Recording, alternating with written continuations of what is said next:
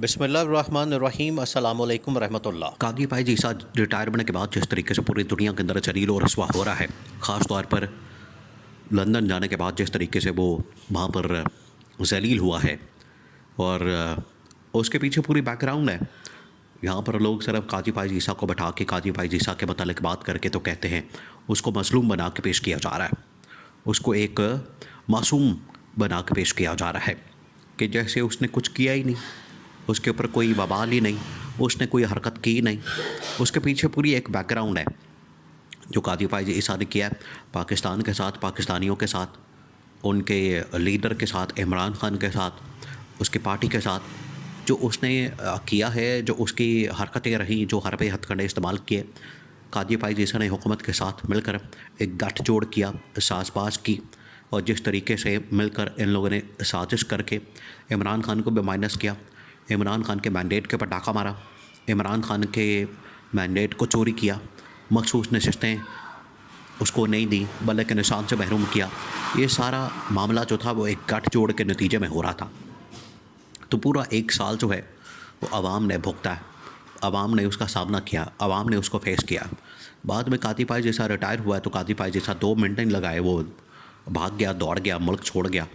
यहाँ पर बैठकर वो पाकिस्तान में बहुत बड़ी बड़ी मिसालें दिया करता था, पाकिस्तान में हुब्बुल वतनी की मिसालें, और पाकिस्तान में पैट्रियाटिज़म की मिसालें, और पाकिस्तान में जिस तरह से कोई बहुत बड़ा मसीहा है, इस तरह की मिसालें दी जाती थी। लेकिन जब वक्त खुद पर आया, जब अपने आप के ऊपर वक्त आया क्या पाकिस्तान में रहना पड़ेगा, पाकिस्तान के अंदर इक़्तिदार के बगैर रहना पड़ेगा, तो 1 मिनट भी नहीं ठहरा और दौड़ गया, यहाँ से निकल गया, यहाँ से जान छुड़ा के भाग गया।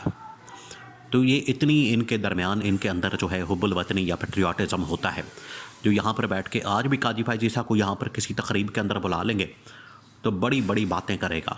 लेकिन हकीकत यह है कि इक़्तिदार के बगैर इनका पाकिस्तान के अंदर गुजारा बिल्कुल भी मुमकिन नहीं होता। कादी भाई ईसा ने यहाँ पर 24 घंटे भी नहीं गुजारे और मुल्क छोड़ के चला गया, भाग गया, दौड़ गया। और उसको अंदाज़ा था, उसको पता था कि पाकिस्तान के अंदर वो रहा, पाकिस्तान के अंदर अगर उसने 1 मिनट भी गुजारा तो यहाँ पाकिस्तानी उसका जीना हराम कर देंगे, यहाँ पर पाकिस्तानी उसके साथ क्या करेंगे। खैर, पाकिस्तानी तो दुनिया में हर जगह पर मौजूद है, जहाँ भी जाएगा पाकिस्तानी उसका पीछा तो करेंगे। तो लंदन जब गया है तो पाकिस्तानियों ने वहाँ पर इसका असल चेहरा दिखाया, इसके ऊपर जो है वो नाराज़ हो गया।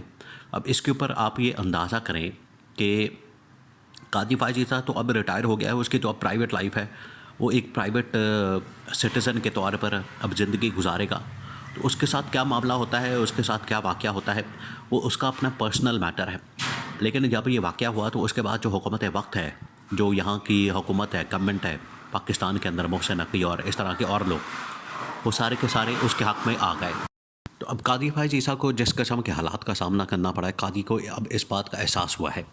अब गवर्नमेंट यहाँ पर जो है वो मैदान में आई, उसके हक़ में गवर्नमेंट उसके हक़ में बातें करना शुरू हो गई और कहा कि वहाँ जिन लोगों ने एहतजाज किया, जिन लोगों ने वहाँ पर प्रोटेस्ट किया, उनके ख़िलाफ़ मुकदमा होगा, उनके ख़िलाफ़ पर्चा होगा, उनके पासपोर्ट मनसूख किया जाएंगे, कैंसिल किया जाएंगे, उनके शनाख्ती कार्ड ब्लॉक किए जाएंगे।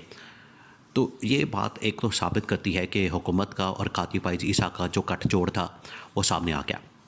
आज रिटायर होने के बावजूद कादी भाई ईसा के हक़ में हुकूमत खड़ी है, तो इससे इनकी जो साज़बाज़ है, इनकी जो साजिश है, इनका जो गठजोड़ है, इनका आपस में जो ताल्लुक़ है वो तो साबित हो जाता है। ये पहली बात। दूसरी बात ये कि अब वहाँ पर कादी भाई ईसा के साथ साथ जो कादी भाई ईसा की अहलिया, उसकी बीवी और अहलिया जो है वो सामने आई है। हालांकि इसमें उसकी अहलिया का कसूर तो नहीं है, वो जिस तरह से इमरान खान की बीवी, इमरान खान की बहनों का कसूर नहीं है। उसूली बात यही है।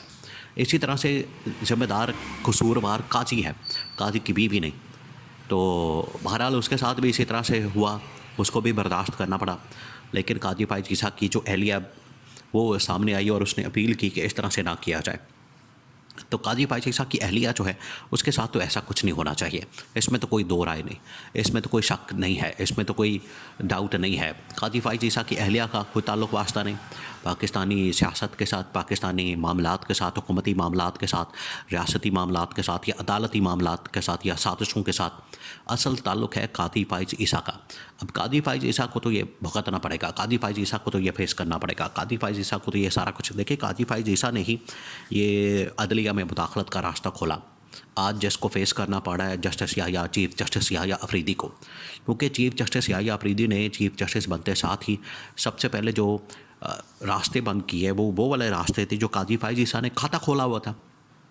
कादी फ़ाइज़ ईसा ने रास्ते खोले हुए थे और उसकी वजह से ये सारी इंटरफेरेंस हो रही थी, उसकी वजह से ये सारी मुदाखलत हो रही थी, उसकी वजह से ये सारा अंदर जो है वो शोर मचा हुआ था, अंदर जो है वो साजिश चल रही थी और मैनेजमेंट हो रही थी। केसेस अपनी मर्ज़ी के, बेंच अपनी मर्ज़ी के, जज अपनी मर्ज़ी के, ये सब कुछ चल रहा था। तो कादी फ़ाइज़ ईसा ने अंदर का रास्ता दिया हुआ था, कादी फ़ाइज़ ईसा ने दरवाज़ा खोला हुआ था। तो चीफ जस्टिस बनते साथ ही याह्या अफरीदी ने वो दरवाज़ा बंद किया। तो उसकी वजह से हुकूमत की यहाँ पर चीखें निकली, कादी फ़ाइज़ ईसा वहाँ पर रो रहा है, कादी फ़ाइज़ ईसा को बड़ा मिस किया जा रहा है।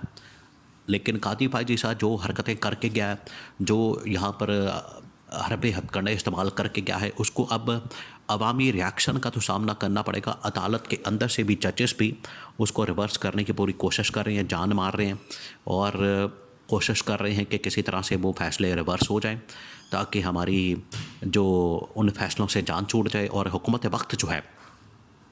जो है वो इस बात के ऊपर डटी है, इस बात के ऊपर बचत है कि नहीं, कादी फ़ाइज़ ईसा ने जो काम किया उसको ओपन रहना चाहिए, उसको खुला रहना चाहिए। इसकी वजह से आज देखें कि सूरत हाल ये बन चुकी है कि अपनी मर्ज़ी के कानून आज भी कानून साजी हो रही है, लेकिन अब इन फ़ैसलों को, इस कानून साजी को, इस किस्म के तमाम क़वानीन को अदलिया मानने को तैयार नहीं होगी, क्योंकि अदलिया को पता लग चुका है कि अदलिया के साथ जो किया गया पिछले 2-2.5 साल से, जिस तरीके से इस्तेमाल किया गया, कादी फ़ाइज़ ईसा ने अपना कंधा फराहम किया और उस कंधे को इस्तेमाल करके वहाँ से सारा कुछ ये किया गया। सहूलतकारी कादी फ़ाइज़ ईसा की थी, जिसकी वजह से ये सारे मसाइल पैदा हुए मुल्क के अंदर। तो अब ये कादी फ़ाइज़ ईसा फेस करेगा, कादी फ़ाइज़ ईसा इसका सामना करेगा। कादी फ़ाइज़ ईसा को यहाँ भी इसका सामना करना पड़ेगा और आगे भी इसका सामना करना पड़ेगा, क्योंकि कादी फ़ाइज़ ईसा एक मुल्क की आला तरीन अदालत के आला तरीन ओहदे के ऊपर बराजमान था, जो इंसाफ का सबसे बड़ा ओहदा है। तो वहाँ पर बैठ के तो उसको इंसाफ करना चाहिए था, वहाँ पर बैठ कर तो उसको इंसाफ के मुताबिक फ़ैसले करने चाहिए थे, खुदा का खौफ होना चाहिए था, अल्लाह का डर उसके जहन में, दिल में होना चाहिए था। लेकिन उसने यहाँ पर साजिश करके जिस तरीके से ख़वातीन की बेहुरमती की गई, जिस तरीके से ख़वातीन के साथ किया गया, जिस तरीके से इनके साथ किया गया, तो आज उसकी अगर खातून खाना के ऊपर हो रहा है तो उसको बुरा लग रहा है।